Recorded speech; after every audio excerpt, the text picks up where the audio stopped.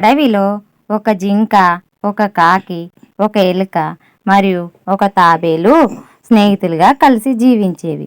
ఆ నలుగురు ఒకరితో ఒకరు ఎంతో అన్యోన్యంగా ఉండేవారు. ఉదయం లేచినప్పటి నుండి సాయంత్రం వరకు కలిసి ఆడుకునేవారు, కలిసి తిరిగేవారు. ఎప్పుడూ ఒకరికొకరు సాయం చేసుకుంటూ సంతోషంగా గడిపేవారు. జింక చాలా వేగంగా పరిగెత్తగలదు. దాని అందమైన కాళ్ళు అందరినీ ఆకర్షించేవి. అది అడవిలో ఎక్కడైనా స్వేచ్ఛగా తిరిగేది. కాకి చాలా తెలివైనది. అది ఆకాశంలో ఎగురుతూ దూరంగా ఉన్న విషయాలను కూడా గమనించగలదు. ఎలుక చిన్నది అయినప్పటికీ చాలా చురుకైనది. తన చిన్న దంతాలతో గట్టి వస్తువులను కూడా కొరకగలదు. తాబేలు చాలా నెమ్మదిగా నడుస్తుంది, కానీ దాని శరీరం గట్టి కవచంతో రక్షించబడి ఉంటుంది. అది చాలా ఓర్పు గలది. ఒకరోజు ఆ నలుగురు స్నేహితులు ఒక చెట్టు నీడలో కూర్చొని మాట్లాడుకుంటున్నారు. అప్పుడు జింక అంది, మిత్రులారా, ఈ అడవి ఎంతో అందంగా ఉంది కదా. ఇక్కడ మనమందరం కలిసి ఉండడం నాకెంతో సంతోషంగా ఉంది. కాకి అంది, నిజమే మిత్రమా, మీతో స్నేహం చేయడం నా అదృష్టం.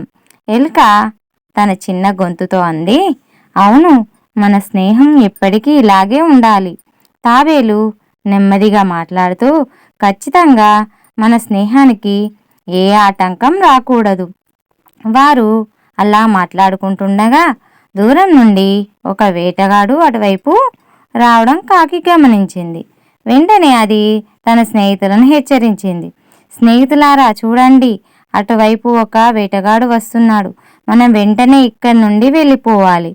జింక వెంటనే అప్రమత్తమైంది. అది తన వేగంతో పరిగెత్తడానికి సిద్ధమైంది. ఎలుక దగ్గరలో ఉన్న ఒక పొదలోకి దూరింది. కాకి టక్కున ఎగిరి ఒక చెట్టు కొమ్మపై వాలింది. కానీ తాబేలు తన నెమ్మదైన నడకతో కదలలేకపోయింది. వేటగాడు దగ్గరికి వస్తున్నాడు చూసి జింక చాలా భయపడింది. తన స్నేహితుడిని ఒంటరిగా వదిలి వెళ్ళడానికి దానికి మనసొప్పలేదు. కానీ వేటగాడు చాలా దగ్గరగా వచ్చేశాడు. చేసేదేమీ లేక జింక వేగంగా పరిగెత్తింది. కాకి ఆకాశంలో ఎగురుతూ జింకను అనుసరించింది. ఎలుక పొదల్లో దాక్కొని భయంతో వణికిపోతుంది. తాబేలు మాత్రం నిస్సహాయంగా అక్కడే ఉండిపోయింది. వేటగాడు తాబేలును చూశాడు. నెమ్మదిగా నడిచి ఆ జీవిని పట్టుకోవడం అతనికి చాలా సులువు అనిపించింది. అతను తన వలను తీసి తాబేలును బంధించాడు. తాబేలు ఎంత ప్రయత్నించినా ఆ వల నుండి బయటపడలేకపోయింది. జింక కొంత దూరం వెళ్ళాక తన స్నేహితుడు తాబేలు గురించి గుర్తు చేసుకుంది. అది చాలా బాధపడింది. తన స్నేహితుడిని ఆపదలో వదిలి వెళ్ళినందుకు తనను తాను నిందించుకుంది. కాకి కూడా ఒక చెట్టు కొమ్మపై కూర్చొని ఏం చేయాలో అర్థం కాక దిగులుగా ఉంది. ఎలుక పొదల నుండి బయటకు వచ్చి తన స్నేహితుడికి ఏమీ జరిగిందో తెలుసుకుంది. ఆ ముగ్గురు స్నేహితులు ఒకచోట కలుసుకున్నారు. తాబేలును వేటగాడి నుండి ఎలాగ రక్షించాలని ఆలోచించడం మొదలుపెట్టారు. జింక ఒక ఉపాయం చెప్పింది. నేను వేటగాడి ముందు నుండి పరిగెడతాను. నన్ను పట్టుకోవడానికి అతను నా వెనుక వస్తాడు. అప్పుడు కాకి అతని దృష్టిని మరల్చడానికి అరుస్తూ అతని చుట్టూ తిరుగుతుంది. ఆ సమయంలో ఎలుక వెళ్ళి వలను కొరికి తాబేలును విడిపిస్తుంది. ఈ ఆలోచన అందరికీ వచ్చింది. వెంటనే వారు తమ ప్రణాళికను అమలు చేయడానికి సిద్ధమయ్యారు. జింక వేటగాడు ఉన్న వైపు పరిగెత్తింది. వేటగాడు జింకను చూడగానే దాన్ని పట్టుకోవాలని దాని వెనుక పరిగెత్తడం మొదలుపెట్టాడు. కాకి పెద్దగా అరుస్తూ వేటగాడి తలపై తిరగడం మొదలుపెట్టింది. దాని అరుపులకు వేటగాడు కొంచెం కలవరపడ్డాడు.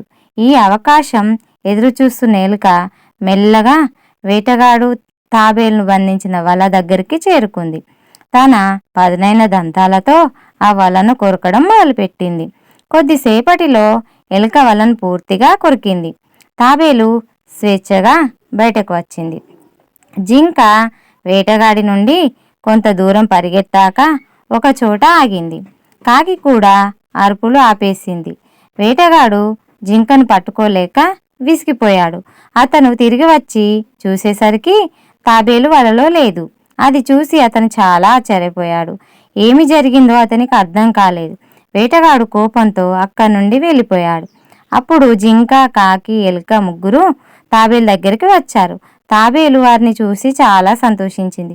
నా ప్రాణాలు కాపాడినందుకు మీ అందరికీ ధన్యవాదాలు అని తాబేలు కృతజ్ఞతలు చెప్పింది. జింక, అది మిత్రమా, ఇందులో ధన్యవాదాలు చెప్పాల్సింది ఏమీ లేదు.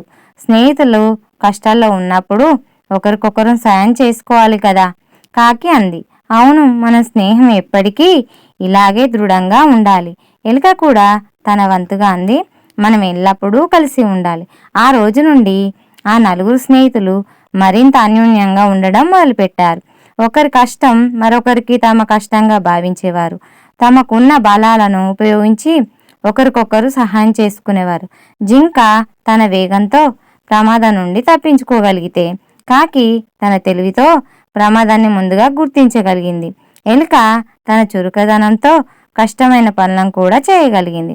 తాబేలు తన ఓర్పుతో ఎలాంటి పరిస్థితినైనా ఎదుర్కోగలిగింది. వారి స్నేహం అడవిలో అందరికీ ఆదర్శంగా నిలిచింది. చిన్న జంతువులైనా సరే కలిసికట్టిగా ఉంటే ఎలాంటి కష్టాన్నైనా ఎదుర్కోవచ్చని వారు నిరూపించారు. ఈ కథలో నీతి ఏమిటంటే, స్నేహం చాలా విలువైనది. నిజమైన స్నేహితులు కష్టాల్లో ఒకరికొకరు అండగా ఉండాలి. ఈ వీడియో చూసినందుకు ధన్యవాదాలు.